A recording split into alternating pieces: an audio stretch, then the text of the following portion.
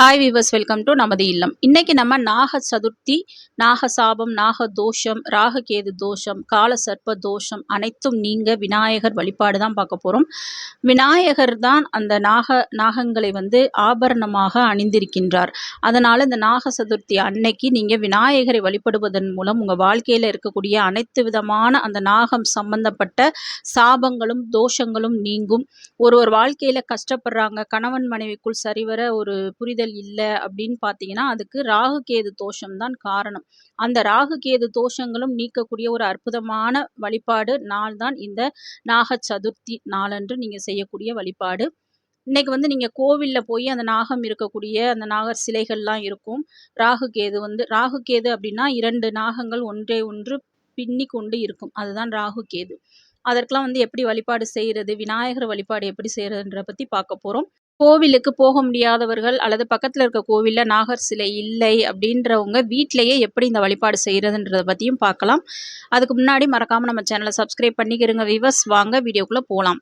இந்த நாகர் சதுர்த்தி என்னைக்கு வருது அப்படின்னு பார்த்தீங்கன்னா ஆகஸ்ட் 16ஆம் தேதி ஞாயிற்றுக்கிழமை வருகின்றது.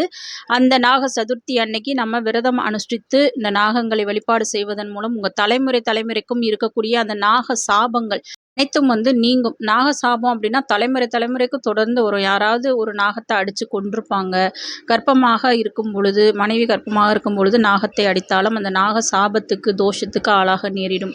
இதெல்லாம் உங்கள் அடுத்தடுத்த தலைமுறையும் பாதிக்கும். அந்த சாபங்களும் அந்த தோஷங்களும் நீங்குவதற்கு தான் இந்த நாக சதுர்த்தி அன்னைக்கு நம்ம செய்யக்கூடிய அந்த வழிபாடு உதவி செய்யும். விநாயகரை வழிபடும் பொழுது நிச்சயமாக எப்பேற்பட்ட அந்த நாக தோஷங்களும் நாக சாபங்களும் கால சர்ப்ப தோஷங்களும் நீங்கும். காலசர்ப்ப தோஷம் அப்படின்றது குழந்தை பிறக்காது, திருமணம் நடக்காது. அப்படியே நடந்தாலும் அந்த திருமண வாழ்க்கை நிம்மதியாக இருக்காது. இதற்கு ராகு கேதுவும் காரணம், அந்த காலசர்ப்ப தோஷமும் காரணம். இது எல்லாத்துக்குமே ஒரே தீர்வு இந்த நாக சதுர்த்தி அன்னைக்கு நீங்கள் செய்யக்கூடிய எளிய வழிபாடு தான். அது எப்படி செய்கிறதுன்றதை வாங்க பார்க்கலாம். இன்றைய தினம் காலையிலே எழுந்து குளிச்சு முடிச்சுட்டு பூஜை அறையில் விநாயகர் படத்திற்கு முன்பாக தீபம் ஏற்றி உங்கள் விரதத்தை ஆரம்பிச்சுக்கிறங்க. விரதம் அனுஷ்டித்து நீங்கள் மாலையோ அல்லது காலையோ பக்கத்தில் இருக்கக்கூடிய கோவிலுக்கு சென்று அங்கு வழிபட வேண்டும். கோவிலுக்கு வழிபடுவதற்கு நம்ம என்ன எடுத்துகிட்டு போகணும் அப்படின்னு பார்த்தீங்கன்னா மஞ்சள், குங்குமம், பசும்பால் கிடைச்சா அதை வாங்கிட்டு போங்க. அப்படி இல்லைன்னா நீங்கள் பாக்கெட் பாலே வாங்கிட்டு போங்க. கோயிலில் போய் விநாயகர் இருந்தார்னா விநாயகருக்கு விளக்கேற்றி அவருக்கு அருகம்புல்லோ வேறு செம்பருத்தி பூக்களோ சாற்றி தீபம் ஏற்றி வழிபட்டுருங்க. வழிபட்டதுக்கு அப்புறமா நம்ம அந்த நாகம் இருக்கக்கூடிய இடத்துக்கு போங்க.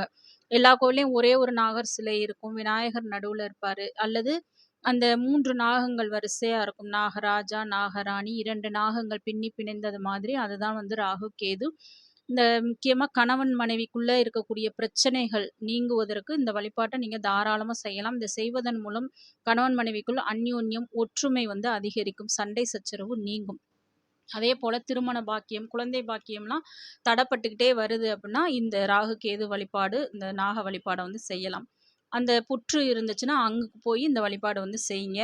அதை என்ன செய்யணும் அப்படின்னு பார்த்தீங்கன்னா முதல்ல புற்றாக இருந்தாலும் சரி, அந்த நாகர் சிலைகளாக இருந்தாலும் சரி, மஞ்சள் அதுக்கிட்ட போட்டுட்டு அது மேலே கொட்டிடுங்க. மஞ்சள் தூளை போட்டுட்டு அதுக்கப்புறம் குங்குமம் வைங்க. குங்குமத்தை வச்சுட்டு பால் நீங்கள் புற்றாக இருந்தால் அந்த புற்றில் பால் ஊற்றலாம்.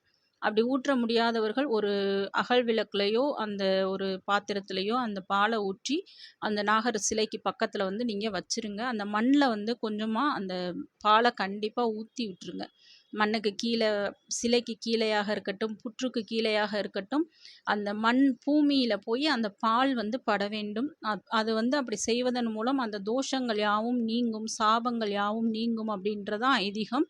அதனால் பாலை கீழே ஊற்ற வேண்டும்.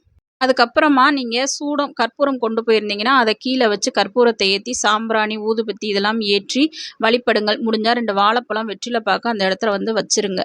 இது மாதிரி நீங்கள் வழிபட்டு மனசார நீங்கள் பிரார்த்தனை பண்ணிக்கிறங்க.